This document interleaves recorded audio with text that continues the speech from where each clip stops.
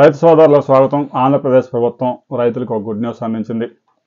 వ్యవసాయ శాఖ మంత్రి అచ్చెన్నాయుడు రైతులకి ఒక మంచి గుడ్ న్యూస్ అందించారు.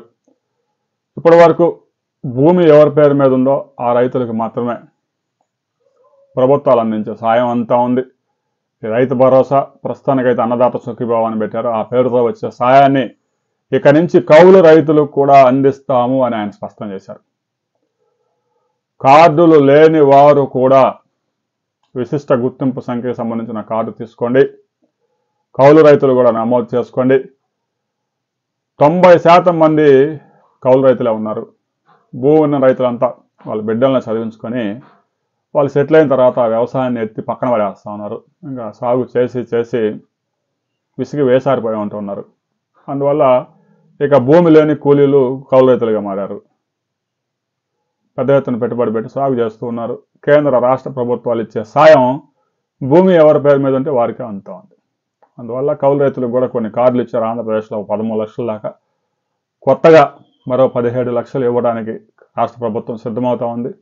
కౌలు రైతు కార్డులు ఎవరైతే వ్యవసాయం చేస్తున్నారో కౌలు రైతులు వారు కార్డు తీసుకోండి. భూమి యజమాని నుంచి ధృవీకరణ పత్రం అవసరం ఉండదు. ఎందుకంటే ధృవీకరణ పత్రం ఇవ్వడానికి ఏ రైతు ముందుకు రాడు. కాబట్టి రాబోయే రోజుల్లో అన్నదాత సుఖీభవ నిధులు విడుదల కాబోతా ఉన్నాయి. కౌలు రైతులు కూడా పెద్ద ఎత్తున ఇవ్వాలని రాష్ట్ర ప్రభుత్వం నిర్ణయించింది.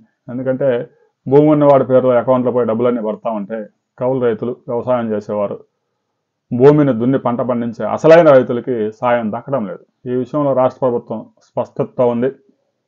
మంత్రి అచ్చెన్నాయుడు ఒక మంచి న్యూస్ ఇచ్చారు రైతులకి. రైతు సోదరులు, ముఖ్యంగా కౌలు రైతులు, ముఖ్యంగా వ్యవసాయం చేసే ప్రతి రైతు విశిష్ట గుర్తింపు సంఖ్య కార్డు తీసుకోండి. రైతు భరోసా, అన్నదాత సుఖీభావతో పాటు కేంద్ర ప్రభుత్వం ఇచ్చే పీఎం కిసాన్ యోజన కూడా ఈ పథకాన్ని అనుసంధానం చేయబోతున్నారు. పీఎం కిసాన్ యోజన కేవలం 29 లక్షల మంది రైతులకే వస్తూ ఉంది ఆంధ్రప్రదేశ్లో. రైతు భరోసా 65 లక్షల మందికి ఇస్తున్నారు. ఆ మధ్యలో గ్యాప్ దాదాపు 36 లక్షలు ఉంది. కేంద్ర ప్రభుత్వంతో మాట్లాడి కౌలు రైతులకు కూడా పీఎం కిసాన్ యోజన నిధులు ఇప్పించే కార్యక్రమం ప్రారంభమైంది. ఇప్పటికే రాష్ట్ర ముఖ్యమంత్రి చంద్రబాబు నాయుడు కేంద్ర వ్యవసాయ శాఖ మంత్రికి ఈ విషయాన్ని తెలియజేశారు. రాబోయే రోజుల్లో కేంద్ర ప్రభుత్వం ఏదైతే ఆ నిబంధనల రూల్స్ ఉన్నాయో కొన్ని సడలించి కౌలు రైతులకు కూడా గుర్తింపు కార్డులు ఇవ్వబోతా ఉంది. కాబట్టి రైతు సోదరులు తప్పనిసరిగా విశిష్ట గుర్తింపు సంఖ్య కార్డు పొందండి. కేంద్ర రాష్ట్ర ప్రభుత్వాలు అందించే సాయం అందుకోండి.